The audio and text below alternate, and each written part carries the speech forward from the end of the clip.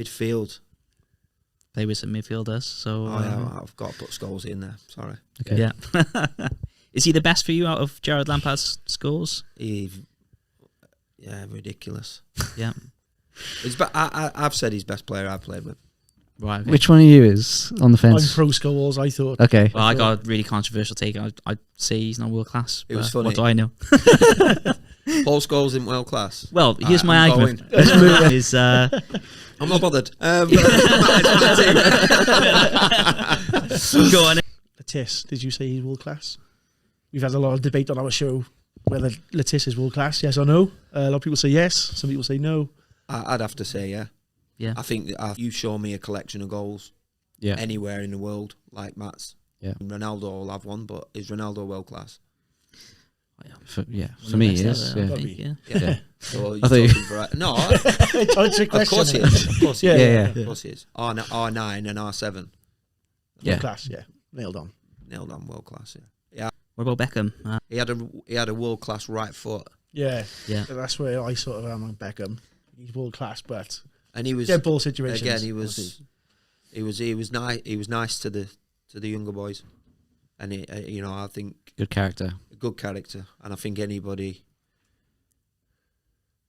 you know what I mean, that's got a problem with him being as successful as he is, or the looking at it too shallow. Yeah, because he's a good person. A lot of people probably won't like him because they're jealous, but he was good to me. A bit ahead of his time, really, and kind of thinking of a career outside of football and the branding deals and the image. I think he's one of the first footballers in that time to kind of really make David Beckham a brand. Yeah, I think it's a bonus. He's good look. He was good looking. Lovely hair. Yeah.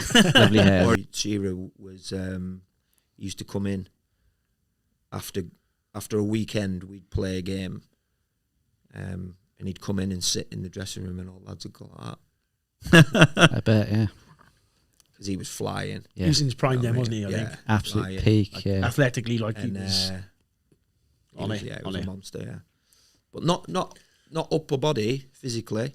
It was in his legs and his. You know what I mean?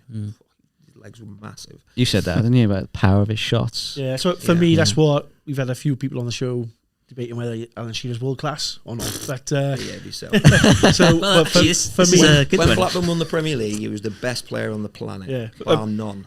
For me, is his power that's made him world class. Obviously, he don't score 260 goals. I think is you have one attribute. We have many attributes, but one in particular that stands out. And for Shearer, it was just a sheer power, wasn't it? I'm assuming you declare him as world class. What?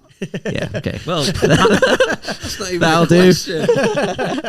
TISSIER, he said he wasn't world class. So did he? What? Yeah. He said he weren't world class. Yeah, there's a few actually. You'd be surprised. Just a little bit below. Pretty much everyone we asked actually. The kind of most consistent answer we got was world class goal scorer, but not a world class player.